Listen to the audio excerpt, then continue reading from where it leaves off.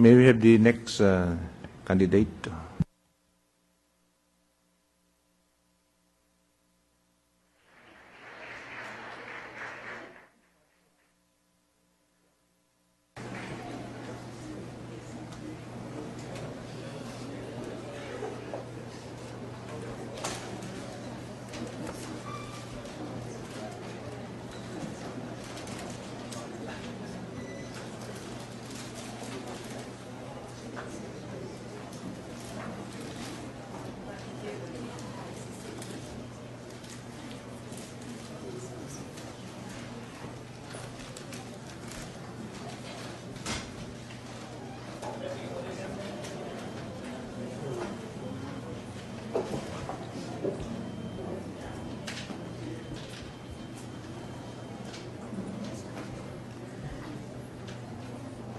Your Honors, the next candidate to be interviewed is Solicitor General Francis H. Jardeleza.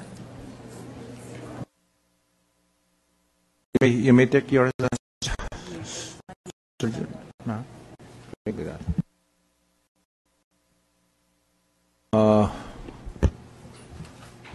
Okay. Attorney Cayusa. Mr. Chairman and the honorable members, may I be allowed a short 5-minute opening statement, Mr. Chairman? It was started by Dean Bautista. That's why I limited him to 3 minutes. Can we, because it's already 3:30, we still have one candidate. Can you make it 3 minutes? Okay. Yes, Your Honor. Okay, go ahead. Thank you, Mr. Chairman, Justice Peralta, and the honorable members of the Judicial and Bar Council. Good afternoon. Thank you for giving me this opportunity to make a short opening statement. The Supreme Court stands at the center of our constitutional system, a government under the rule of law. Under our tripartite form of government, the Supreme Court interprets with finality the Constitution and all the laws of the land. The Supreme Court, therefore, is the guardian of the rule of law. The rule of law is protected and enforced by the Supreme Court through its exercise of its power of judicial review. This is the power of the Court to determine that all acts of government, including those of the Executive and the Congress, do not transgress the rights of the people as enshrined in the Constitution. What is most fascinating about this power is how the Court, even without a standing army, can enforce the law. It does so through well-reasoned judicial decisions that pass the tests of independence, fairness, integrity, and probity. To be worthy of respect, the Supreme Court must speak in a clear and compelling voice through every decision. And what is a judicial decision? It is a well-considered and well-reasoned conclusion arrived after hearing adversarial positions, to which is applied the test of logic and evidence, governed by the spirit and letter of the law. It is thus very crucial, as a commentator noted, that legal reasoning be, and I quote, marked by its own integrity, close quote. This built-in theory of integrity of every judicial decision is so essential, it becomes the law's, and I quote, internal accountability, close quote. I fully subscribe to this insight and embrace it as my philosophy about the role of the judiciary.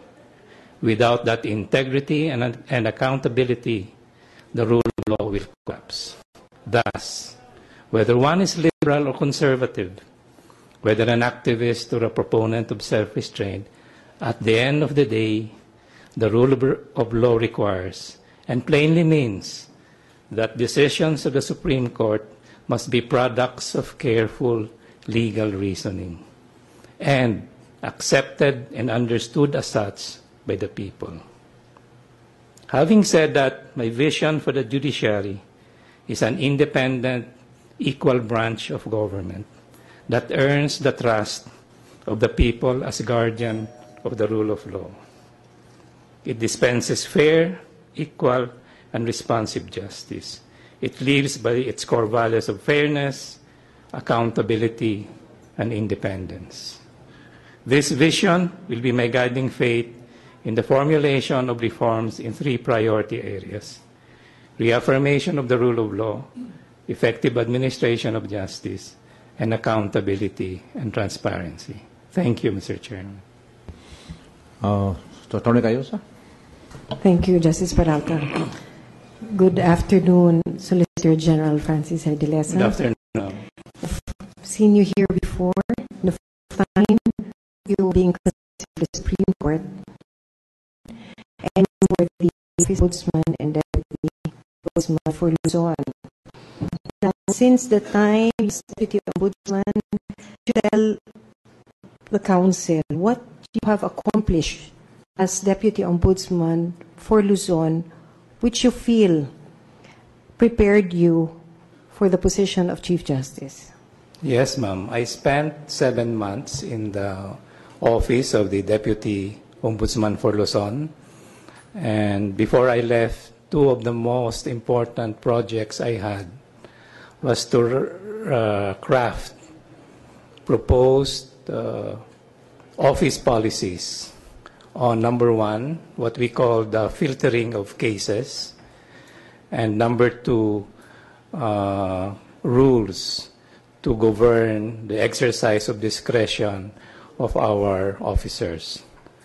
What was filtering of cases all about? We realized, ma'am, that in the office of the Ombudsman, it was swamped with so many cases, such that the priority governed by statute, which is to prioritize high-profile cases involving high government officials and large amounts of money, were not being attended to, because cases big and small were just given the same attention. And so we attempted to put up what we call a filter system. One of the most nefarious practices in government agencies is parties and even lawyers do not anymore know how to appeal. For example, a litigant is not happy with the decision of a prosecutor, or the decision of a labor arbiter, or the decision of a register of deeds. Instead of appeal, many times they will go to the Ombudsman and craft an anti-graft complaint. This is so pervasive in the office of the Ombudsman that there are so many cases where, even on first blush, a well-thinking officer will know that this should not go, if you may say, past first base. And so it was very important for us to have the so-called filter system. And so with the filter system, I placed a very responsible, high-ranking officer to be a permanent watch, so that as the cases come, based on certain guidelines, we are able to throw out at an early stage cases which should not take the time and resources of the Ombudsman. I am very happy that just before I left the Ombudsman, I was able to have a bureau to take care of this filtering system, and to the best of my knowledge, ma'am, it is now working. Do you have statistics to show that this filtering system has actually been effective in reducing the docket? I do not have the statistics on hand, ma'am, but it is anecdotal, and when I compare notes with my colleagues, they are happy that they are doing their share of filtering the cases. If you were to translate what you did in the office of the Ombudsman to the trial court setting, how would you do that? I would venture that, again, the judges at the first, second level courts especially, with the proper training, should be probably a little bit more proactive to control the dockets by requiring the litigants to really come up with meritorious cases. I always go back to one of the rules of procedure that when an attorney signs a pleading, it is a certification by him, by that attorney,